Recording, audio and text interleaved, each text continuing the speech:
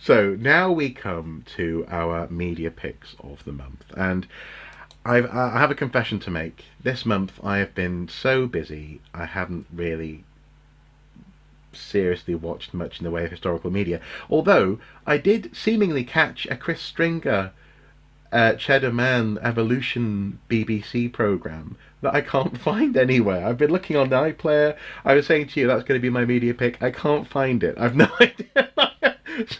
So I'm falling back on something for my pick. Do you mind if I just dive in? Go with yours. Okay, I'm falling back on an old favourite, and that is Lara Croft Tomb Raider from 2001, I believe. I did watch that fairly recently. Cutting edge film. Cutting edge, guilty pleasure, glorious in so many ways, and I do love it. It's not. I'm sorry. It's just not as good as those. Those guilty pleasures that involve archaeologists fighting Nazis. I mean, I'm sorry. No, yeah, that's true. Yeah. In this case, you've got the Illuminati, and the Well, that's just Da Vinci Code, though. I mean, it is a bit Da Vinci Code. Oh, yeah. Okay, so it's derivative as well. Okay, fair enough. No, but in all seriousness, I just as a little anecdote to share at this point, I remember going to see that film in the cinema, and I think I went to see it on one of my first ever dates with like a living, breathing human being. That's astonishing. We went out for a date and we went to see this film, and it was cool. It was cool. But what I found, but my abiding memory of the movie was the date an archaeologist, and did the relationship progress any further, or do you wish to sort of keep quiet to protect the innocent? In this instance, I'll keep quiet to protect the innocent. Okay. They were not particularly interested in archaeology, but we were both very much invested in Tomb Raider and wanting to see this film do well, and my abiding memory of the whole movie is the music. It's just so particular to that time and place, that type of club music that Lara's so into at the beginning of the movie, when she's sort of hanging upside down in her house that she's turned into a part of like an ancient Egyptian pyramid tomb type space, and as you do. Yeah, but it's so of its time. It's almost too naff to bear, but I just love it. I love it for it, and of course, who's going to complain about seeing such tremendously cheesy action in the cinema? I mean, it's popcorn flicks at its best. It's fantastic. So guilty pleasure. I'm falling back on that because I just cannot find this evolution documentary for want of looking. I'm sorry. Now, here's a difficult conundrum for our viewer. If you've got a couple of hours to spare, do you feel cheated for not having Chris Stringer to look at, or would you rather look at Lara Croft? Well, Angelina Jolie in this case. Exactly. I think it would be disturbing to see Chris Stringer in the shower. Definitely. Well, some women might argue that in terms of objectification, it was the other thing would be equally disturbing to see. You're right, Angelina Jolie. That's part of the charm of the film, is that it is in that sense a study in immense objectification at a time when this was maybe we're coming into a time when people were becoming more and more aware of this being what do they call it, the male gaze in cinema.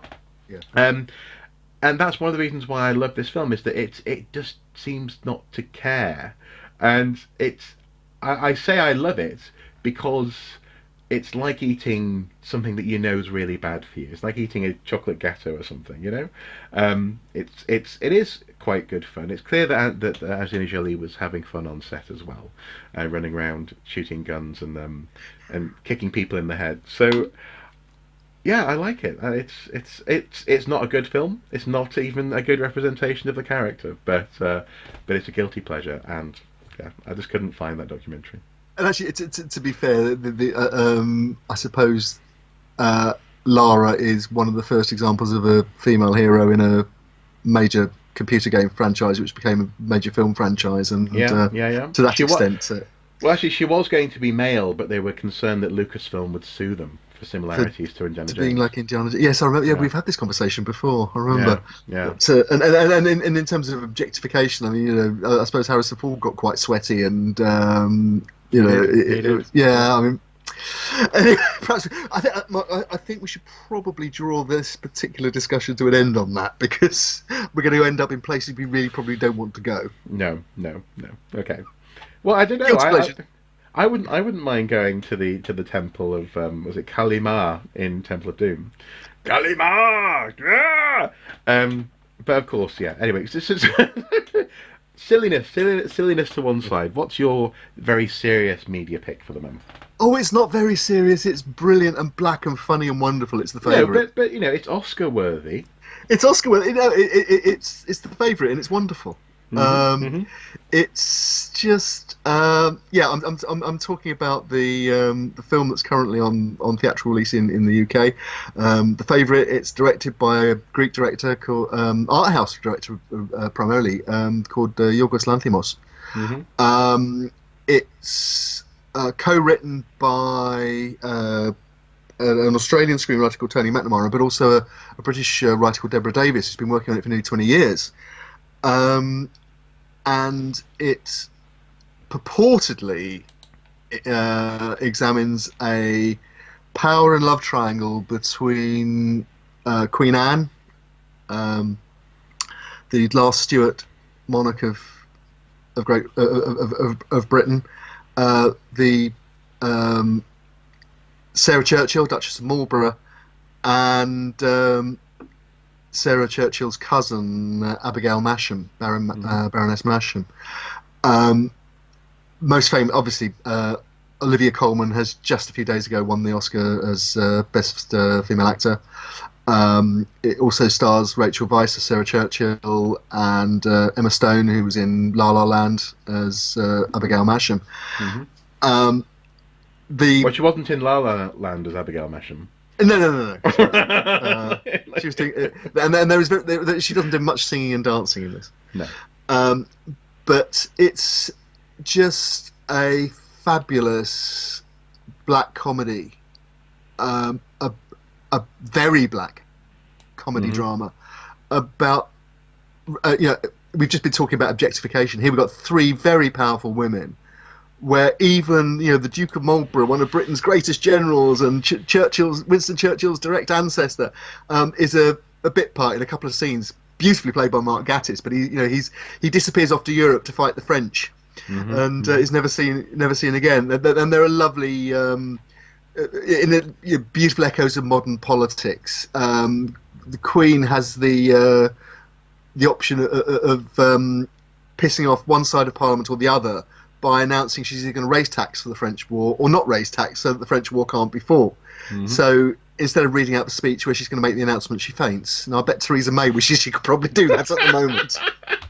Doesn't that at the dispatch box just sort of exactly. Frankly, I imagine Corbyn wants to do that as well, actually. Absolutely.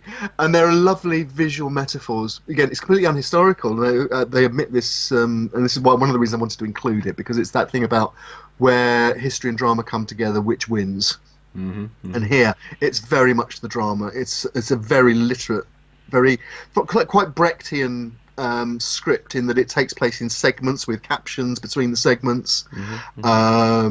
And none of the characters are particularly heroic or nice or good, but they're just strong, powerful women who play out this intertwining political and personal set of relationships. But for example, the Queen's introduced in her chambers in the palace, and she's surrounded by rabbits. Now, it sounds absolutely absurd, and you think, had they dug up a piece of particular a new piece of research that Queen Anne, you know, had rabbits running around Hampton Court or something like that.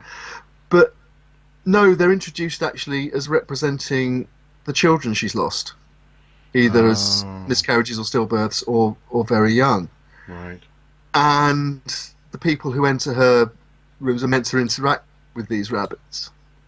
And it's a very economic and actually rather moving way of telling that piece of her backstory without having clunkily have to have a member of the audience, a member of the court tell the audience, by the way, Abigail, what you got to know about the Queen is that she's lost 17 children or whatever, It's a very beautiful way of explaining that little bit of history. Yeah. And again, people argue about, the relationship with Anne. And again, some historians or people who know about the history have criticised the film because it suggests, it's not a new suggestion, but it suggests that there was a lesbian relationship between the Queen and Sarah Churchill, and possibly Abigail Masham too. Now the film makes that explicit, right? But it doesn't even include as a character the king, Anne's husband, who was still alive at the time. Right. So people say, actually, that's a distortion of the. In the end, it doesn't matter, because what the film's about is about these three powerful women who were real characters who did have these powerful interactions. And again, there's some beautiful lines in it. Olivia Colman's got the plaudits as and the Oscar and the BAFTA, but it's beautifully played by the three leads. It's beautifully directed. It looks absolutely wonderful too. The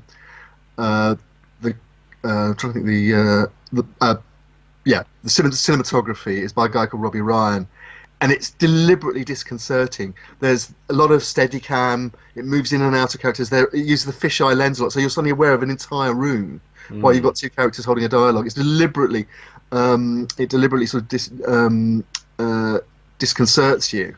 And in that sense, presumably the culture of court, where really private conversations are never actually entirely private, this kind of thing. Precisely. Yeah. Precisely. Just looking at the IMDb page for the film. Are you looking at the IMDb page? I'm actually looking at 1, 2, 3, 4, 5, 6. Six parts down in the cast overview, there is a man called Paul Swain playing a role that I'm not going to say out loud, but it's an interesting title for a part, shall we say. But also another part which is interesting is Fastest Duck in the City. That's kind of cool. So that's because, again, a recurring motif to show the sort of decadence and the absurdity of the political of the aristocratic politicians of the time. The Prime Minister spends most of his time training racing ducks. It does sound brilliant. Sounds absolutely hilarious. But I don't know if you can just pop over to IMDb. Is that an adequate? Is that an actual character? Hang on a second. Let me look it up. IMDb. So I'm also happy, obviously, for people listening and watching this just to do the same. But just not sure I want to say this on on the video. Have we ever bothered about what certificate these particular? No, but it just. I mean, at the moment on YouTube, there's a lot of sensitivity about certain acts, for example, and certain behaviours, and this word is a bit out there. No, it is absolutely the case. Yes, I'm sure Mr. Swain is an admirable actor and is going to get a lot of work on the basis of his performance, because it is quite memorable once you've seen it. I can imagine. Yeah. And how much of it do you see? You probably see less than you think you do, because he's such a good actor. Okay. So in that sense, it's a bit like the psycho shower scene, then. Absolutely. Yeah, you don't see what you think you see. Absolutely. I mean, I have to say, people who look at this cast list on IMDb and so on, along with the Earl of Stratford and the various aristocrats and so on, Lord Godolphin, and so they will see other members of the cast like that, which gives you an idea of the. Shall we say the tongue-in-cheek nature, shall we, and the frank way that it deals with maybe a world where sexuality was expressed in a different way in different circumstances, the way it is today. Okay. The other thing I must just share with you, give you a measure, there's some absolutely glorious writing in it. And I'm not saying it's not a perfect film. For example, they've disappeared up themselves with the font they use for the end titles, which makes them. I look forward to the end titles and seeing where things were filmed and things like that. But they played around with the fonts, and it's actually rather becomes sort of rather irritating and unreadable, which is really annoying. So thanks to the IMDb for that kind of information and Wikipedia. But no, my favourite line in the whole thing, and I may have to I may slightly paraphrase this, but when the whole power, and again, I won't spoil the film for people who haven't seen it yet, but when one character gets a comeuppance, gets the comeuppance over the other, they say,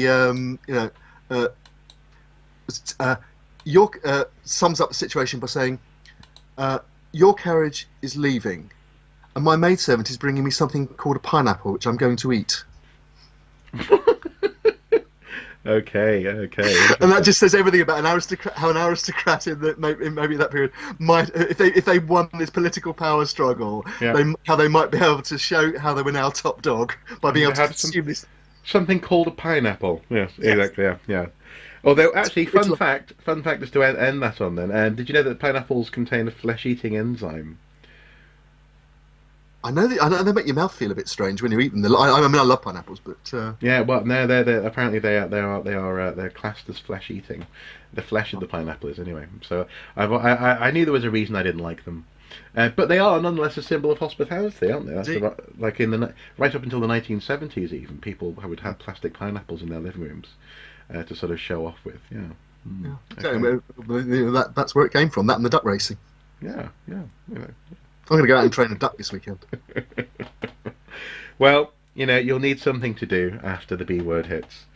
Yeah, we'll have to go into duck racing or something. Or I'm lucky. I don't bet you're indie, but I mean, we're lucky. We've got a dog that's a ratter, so hopefully we'll be able to catch food and roast it over a candle or something. Okay. Yeah.